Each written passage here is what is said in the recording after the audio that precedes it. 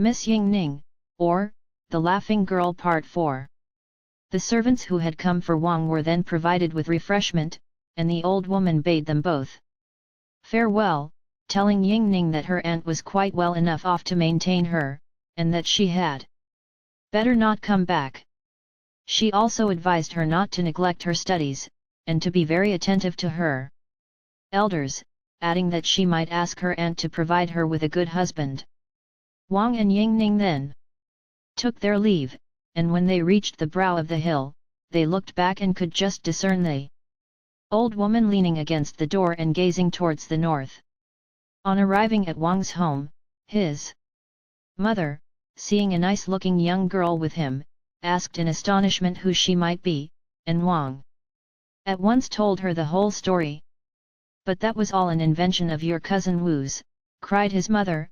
"I haven't got a sister, and consequently I can't have such a niece." Ying Ning here observed, "I am not the daughter of the old woman. My father was named Qin and died when I was a little baby, so that I can't remember anything." "I had a sister," said Wang's mother, "who actually did marry a Mr. Qin, but she died many years ago, and can't be still living, of course." However, on inquiring as to facial appearance and characteristic marks, Wang's mother was obliged to acknowledge the identity, wondering at the same time how her sister could be alive when she had died many years before. Just then in came Wu, and Ying Ning retired within, and when he heard the story, remained some time lost in astonishment, and then said, "Is this young lady's name Ying Ning?" Wang replied that it was, and asked Wu how he came to know it. "Mr. Qin," answered he, "after his wife's death was bewitched by a fox, and subsequently died. The fox had a daughter named Ying Ning, as was well known to all the family, and when Mr. Qin died, as the fox still frequented the place, the Taoist Pope was called in to exorcise it. The fox then went away, taking Ying Ning with it, and now here she is." While they were thus discussing, peals of laughter were heard coming from within, and Mrs. Wang took occasion to remark what a foolish girl she was. Wu begged to be introduced, and Mrs. Wang went in to fetch her, finding her in an uncontrollable fit of laughter, which she subdued only with great difficulty, and by turning her face to the wall. By she went out, but, after making a bow, ran back and burst out laughing again to the great discomfiture of all the ladies.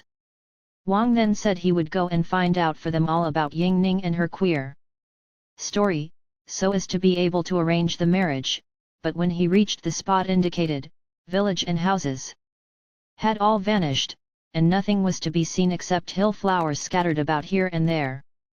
Wu recollected that Mrs. Qin had been buried at no great distance from that spot. He found, however, that the grave had disappeared, and he was no longer able to determine its position.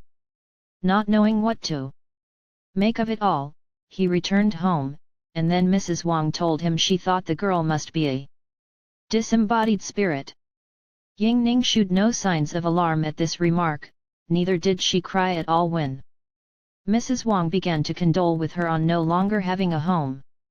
She only laughed in her usual silly way, and fairly puzzled them all. Sharing Miss Wang's room, she now began to take her part in the duties of a daughter of the family, and as for needlework, they had rarely seen anything like hers for fineness.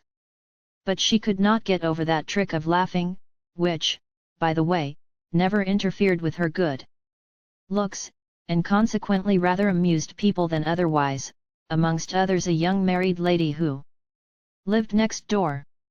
Wang's mother fixed an auspicious day for the wedding, but still feeling suspicious about Ying Ning, was always secretly watching her. Finding, however, that she had a proper shadow, and that there was nothing extraordinary in her behavior, she had her dressed up when the day came, in all the finery of a bride, and would have made her perform the usual ceremonies, only Ying Ning laughed so much she was unable to kneel down. They were accordingly obliged to excuse her, but Wang began to fear that such a foolish girl would never be able to keep the family council. Luckily, she was very reticent and did not indulge in gossip, and moreover, when Mrs. Wang was in trouble or out of temper, Ying Ning could always bring her round with a laugh. The maidservants, too, if they expected a whipping for anything, would always ask her to be present when they appeared before their mistress, and thus they often escaped punishment.